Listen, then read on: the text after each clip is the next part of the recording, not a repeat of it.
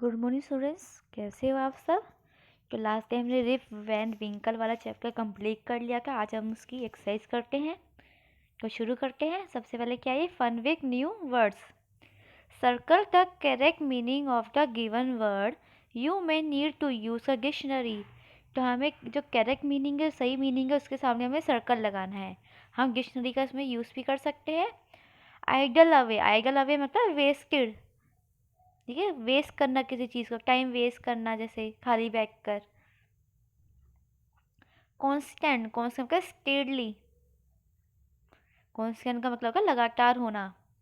Companion, companion बोला जाता है पार्टनर को। रिलाइज, रिलाइज मतलब टू अंडरस्टैंड, किसी चीज़ को जानना। डिसेंट, डेसेंट, जैसे मतलब टू मूव डाउन, नीचे की साइड मूव करना। बैरल, अ वुडन कंटेनर, लकड़ी से बना हुआ एक कंटेनर को बैरल बोला जाता है। जो ऐसे इस टाइप का ऐसे करके दिखता है, जो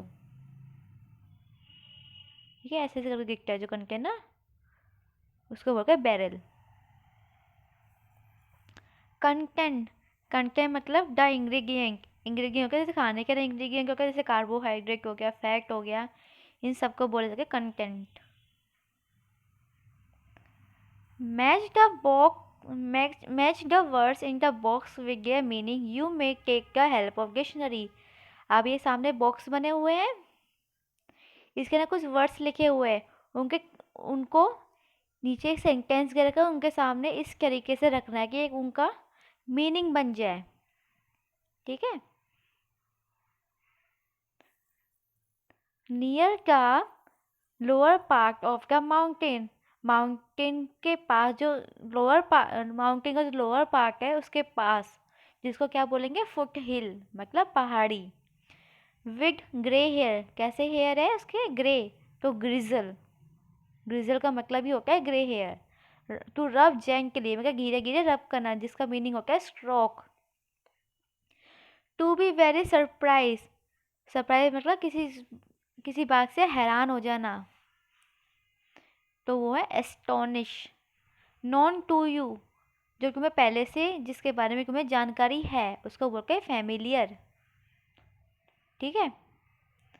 लेट्स रीड। ट्रू और फॉल्स हमें इसमें लिखना है। सबसे पहले क्या है, Rip was a kind to children. Rip सबके साथ काइंड था, अच्छा बिहेवियर का सबके साथ, बच्चों के साथ, तो ये बात ट्रू है हमारी। Rip was a hard working man. जो रिव पे कैसा मैन है, हार्ड वर्किंग मतलब ज़्यादा मेहनत करता है वो, बिल्कुल भी नहीं। कैसे इंसान था वो, लेजी था, तो ये है हमारा फॉल्स।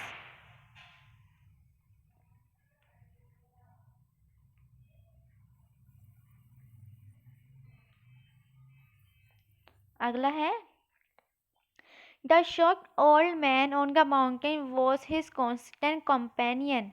जो ये छोटा हाइट वाला जो ओल्ड मैन था माउंटेन्स में, क्या उसके साथ लगातार उसका कंपेनियन था वो, कंपेनियन मतलब पार्टनर था, तो ये हमारा फॉल्स। उसका कंपेनियन कौन था, डॉग, जिसका नाम क्या था, Wolf. Rip help the old man on the mountains because he wanted to have a drink from the barrel. जो रिप है, रिप ने ओल्ड मैन की इसलिए हेल्प करी माउंटेन्स में क्योंकि उसको उसके बैरल में से ड्रिंक लेना था, तो ये हमारा है फॉल्स। क्योंकि उसने हेल्प इसलिए करी उसकी, क्योंकि वो कैसा इंसान था, हेल्पिंग, हेल्पिंग मैन था वो। हर, चाहे कोई भी स्ट्रेंजर हो, उसकी भी वो हेल्प करता था हमेशा। Rip was away for 20 years because he was asleep on the mountains. तो रिव जो है 20 years तक वहाँ, 20 years तक माउंटेन पे इसलिए था क्योंकि वहाँ पे वो सो गया था, तो ये है true. The drink from the barrel made him fall asleep for 20 years। जो ड्रिंक, बैरल के अंदर जो ड्रिंक था, उसके वजह से ही वो 20 years तक वहीं पर सोता रह गया, तो ये बात भी हमारी बिल्कुल सही है। Nobody recognized Riv when he came back because he had reached the wrong village।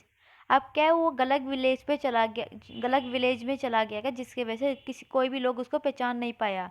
क्या ये बात सही है, गलत है, तो ये बात हमारी गलत है, तो यहाँ पे आ गया फॉल्स, क्योंकि वो अपने विलेज पर गया था और वहाँ पे 20 ईयर्स के बाद गया था, जिसकी वजह से कोई भी लोग उसको पहचान नहीं पा रहा था।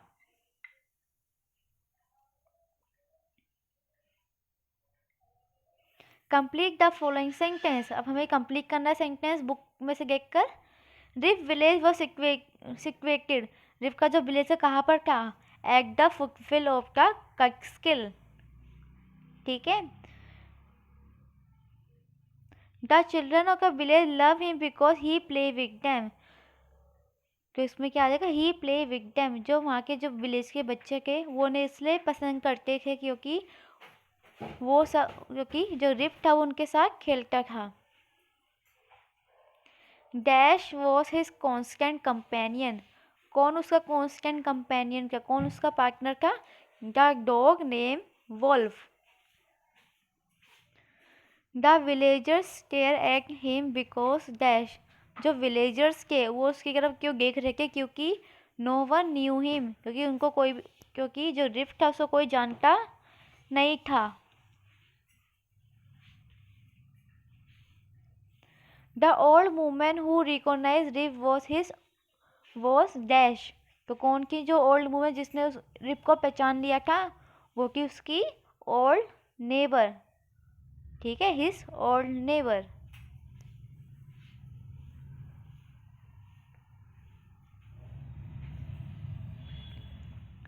Let's write.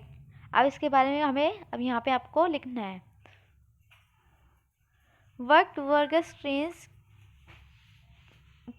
Things about the man on the mountain. जब जो रिफ था, जब वो माउंटेन पे पहुंच गया था, उसको क्या क्या उन जो आप वहाँ पे उसको बहुत सारे छोटे छोटे हाइट वाले इंसान दिखे क्या आपको? तो उसको क्या क्या चीज़ें वहाँ पे उसको अजीब सी लगी, वो आपको यहाँ पे लिखना है। ठीक है। जब वो छोटी हाइट वाले जो मैन उसको मिले थे वहाँ पे, तो उनको देखकर उसके मन में क्या क्या अजीब बातें आई थी उनको लेकर। तो क्या क्या आया था कि they all were dress in a same way. उसने वहाँ पे क्या अलग पाया कि जो वहाँ पे जितने भी मैन थे वो सारे सबने एक जैसे ड्रेस पहनी हुई थी। They had beard of various shape and colour. जो उनकी दाढ़ी की वो अलग अलग शेप की और अलग अलग कलर की थी वो। They were serious even while playing games. जब वो गेम्स खेल रहे थे उस टाइम पे भी वो इतने ज़्यादा सीरियस थे, तो उसने ये भी उसको अलग लगा वहाँ पे। दे वर वेरी शॉर्ट हाइटेड। और सबकी हाइट कैसे की? छोटी सी। ठीक है। ये सारी बातें स्ट्रेंज थिंग है जो रिप को वहाँ पे देखने को मिली।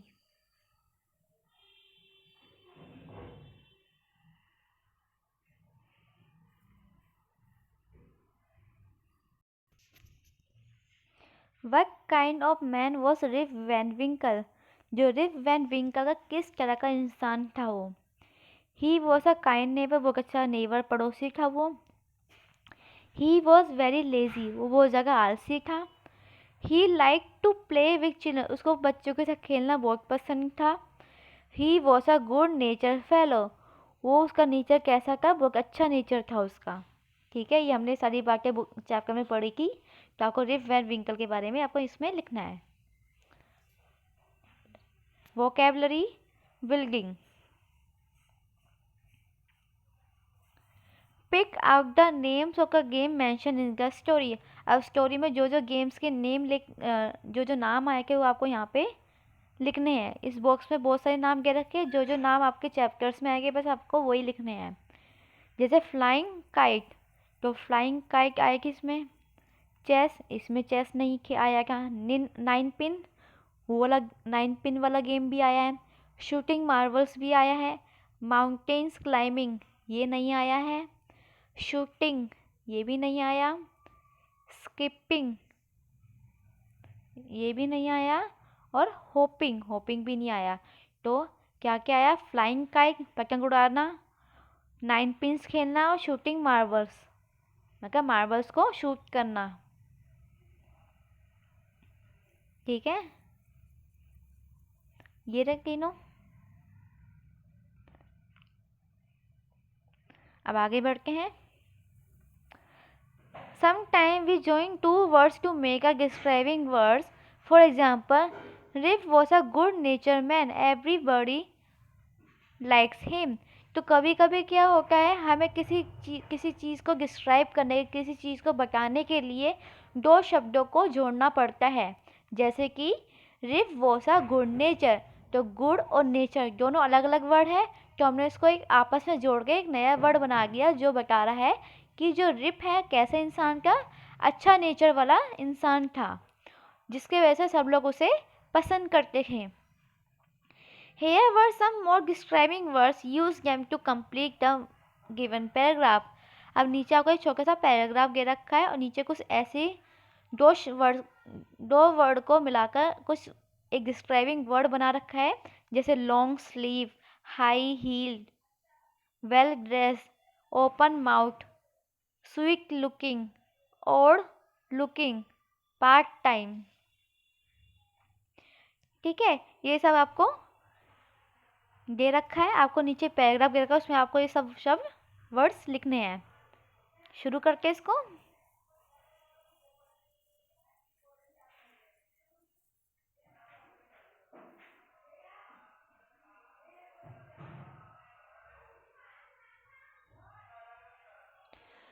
मिस्टर दास वो has a part time job in the cloth shop. तो जो मिस्टर दास का कपड़ों की दुकान पे वो पार्ट टाइम जॉब करता है। यस कगे an old looking women walk into the shop. तो कल की बात है, जो एक ओल्ड लुकिंग वूमेन, मतलब एक वूमेन जो कैसे दिखती थी, ओल्ड, तो वो शॉप के अंदर आई। शी वॉज वियरिंग, यहाँ पे आ जाएगा हाई हील शूज़। तो वुमेन की उसने हाई हील वाले शूज़ पहने थे, जूते पहने थे। A sweet looking dog was with her, एक प्यारा सा दिखने वाला एक डॉग उसके साथ भी था। I want a long sleeve shirt for my dog. तो जो लेडी होती है वो शॉप पर आकर बोलती है कि मुझे अपने डॉग के लिए एक लंबी स्लीव वाली शर्ट चाहिए, कमीज चाहिए। ठीक है,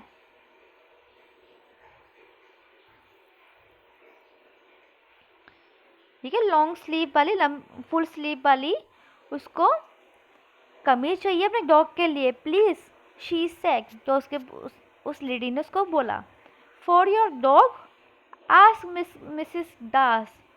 तो मिसिस दास बोलती है तुम्हारे डॉग के लिए चाहिए है। तो dash in surprise open mouth, मतलब ये बात सुनकर जो मिसेस दास थी उसका मुंह खुला का खुला रह गया। ओपन माउथ मतलब मुंह खुला रह जाना। यस रिप्लाइड द वुमेन, तो उस वुमेन ने बोला यस, मुझे अपने डॉग के लिए कपड़े चाहिए। I want him to be dash for my next party. I want him to be well dress for my next party. तो मैं चाहती हूँ कि जो मेरी पार्टी आने वाली है उसके लिए मेरा डॉग अच्छे से ड्रेस होकर वहाँ पे आए, इसलिए मुझे उसके लिए कपड़े लेने हैं। ठीक है, silent letters, what is common in the following group of words. अभी आपको यहाँ पे ये वर्ड्स दे रखे हैं, इन सब में क्या क्या कॉमन आ रहा है। देखो इसमें भी के है, इसमें भी के, इसमें भी के और इसमें भी के हैं। ठीक है, तो ये सब वर्ड कॉमन आ रहे हैं, एन भी आ रहा है इसमें कॉमन, है ना। तो इन सब को बोल के साइलेंट लेटर्स।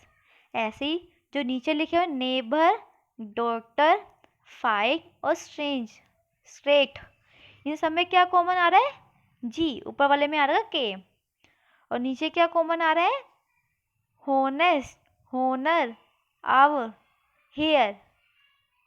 ठीक है, इन सब में जो एच है वो साइलेंट है, उसकी आवाज़ नहीं आ रही। तो जो एच है सब में कॉमन है, तो जो यहाँ पे आ जाएगा एच, जो कॉमन है सब में वो आपको सामने लिखने हैं। अब नीचे try and make more silent letters word, हमें ऐसे ही कुछ शब्द और लिखने हैं। साइलेंट मतलब जब उसको वर्ड को बोल के है तो वो वाला लेटर, उस वाले लेटर को हम बोल के नहीं, जैसे यहाँ पे क्या करेगा नी, यहाँ पे के की साउंड नहीं आ रही, यहाँ पे आ रही नी, मतलब NEE, knee. Knife, knot, know. इन सब वर्ड में क्या है, जो के है वो क्या साइलेंट है, उसको हम बोल नहीं रहे हैं, लेकिन हम जब हम वर्ड लिखते हैं वो, तो उस साइलेंट वर्ड को भी हमें, साइलेंट लेटर को भी हमें लिखना पड़ता है।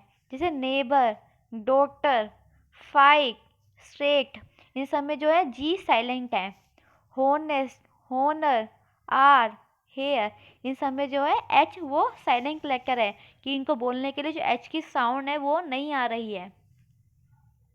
ऐसे हमें नीचे कुछ शब्द लिखने हैं। ऐसे क्या लिखा है, नेट, तो इसका हो जाएगा साइन और foreign.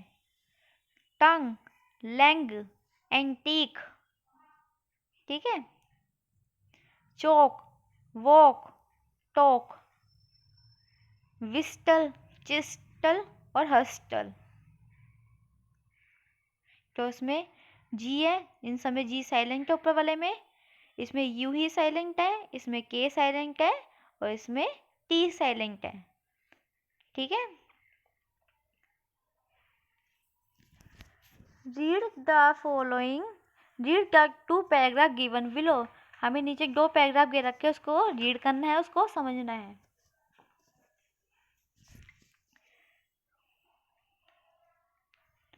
My mother is always awake before anyone else in the family.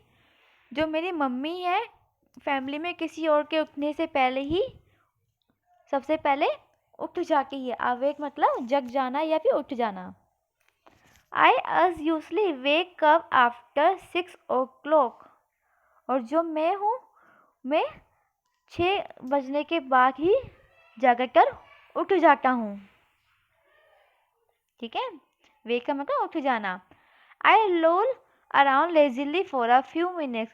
और कुछ मिनट तक मैं ऐसे ही लेजीपन में मैं घूमता रहता हूँ। Then I get up and get dress for school.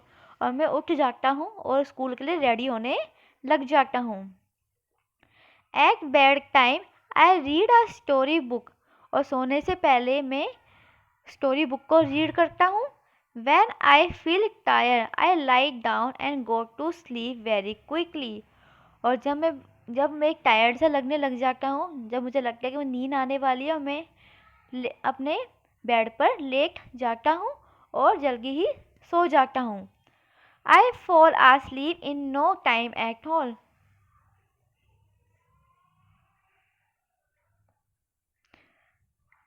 I fall asleep in no time at all। तो मैं ऐसा नहीं करता, मैं कभी भी नहीं सो जाता। जो टाइम होता है मैं उसे टाइम ही सो जाता हूँ। Now find the opposite of the word from the paragraph and complete the table. इस पैराग्राफ में से आपको अपोजिट वर्ड निकालने हैं। अवेक मतलब कि जगना, तो उसका क्या हो जाएगा, asleep मतलब सोना। वेकअप मतलब उठना, और गो टू स्लीप मतलब सोने जाना। गेट अप मतलब उठ जाओ, और लाई डाउन मतलब लेट जाना। लेजिली मतलब आलस में, और क्विकली मतलब जल्दी से, ठीक है।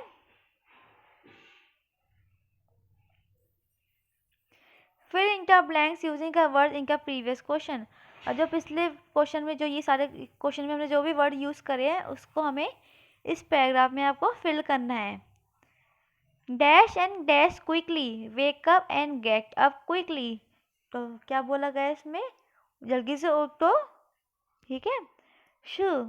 श the baby is dash dash, don't make a sound और she will dash.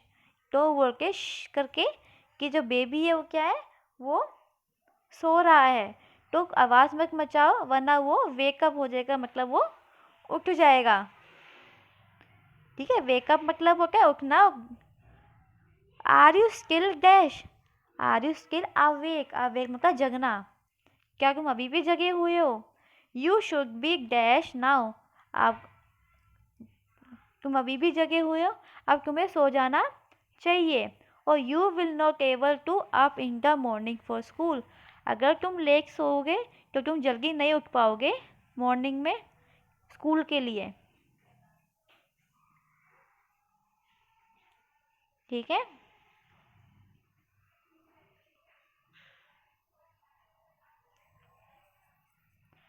Lots of things must have happened in the village when Rip was away. Imagine you are a neighbor who greet Rip after 20 years. One student should act as Rip, tell Rip about all that had happened in the village after he left. ये आपका class discussion है। अगला question, read the speech bubble who walk to school most often, put them in order.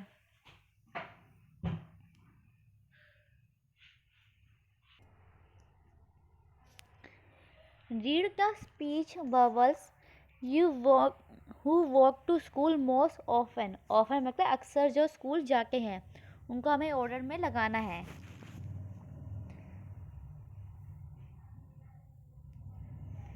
Anu, I don't as usually walk to school, I often go by cycle.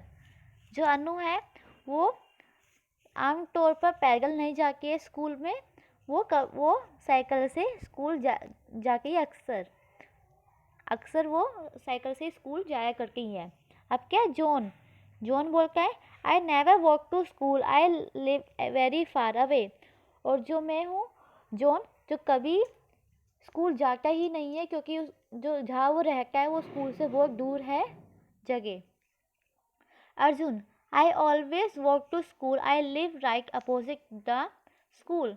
मैं रोज ही school जाता हूँ क्योंकि मैं school के बिल्कुल अपोजिट डायरेक्शन में school के पास रहता हूँ। जहाँ स्कूल है उसके दूसरी साइड में रहता हूँ, जिसकी वजह से मेरे स्कूल के पास मेरा घर पड़ जाता है और मैं स्कूल जाता हूँ। Mini, I sometime walk to school, at times I want the bus और I take the bus also. तो मिनी बोल के मैं कभी कभी पैदल जाके स्कूल और कभी कभी मुझे बस मिल जाती है। नाजिम बोलता है I as usually walk to school, it's a nice way to start the day. तो नाजिम बोलता है कि मैं आमतौर पर पैदल ही स्कूल जाता हूँ क्योंकि मुझे it's a nice way to start the day. तो दिन की शुरुआत मेरी अच्छी हो जाती है स्कूल जाने से।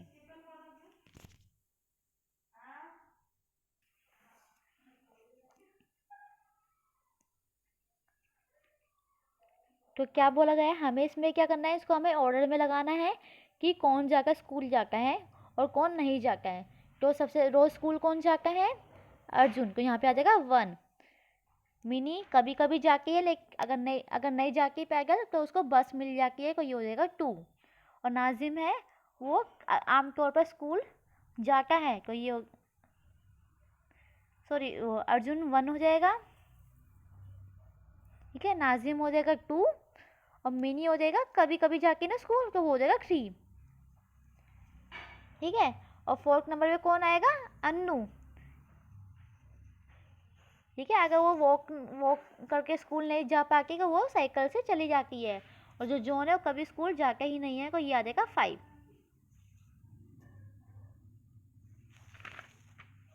अब आगे बढ़ते हैं।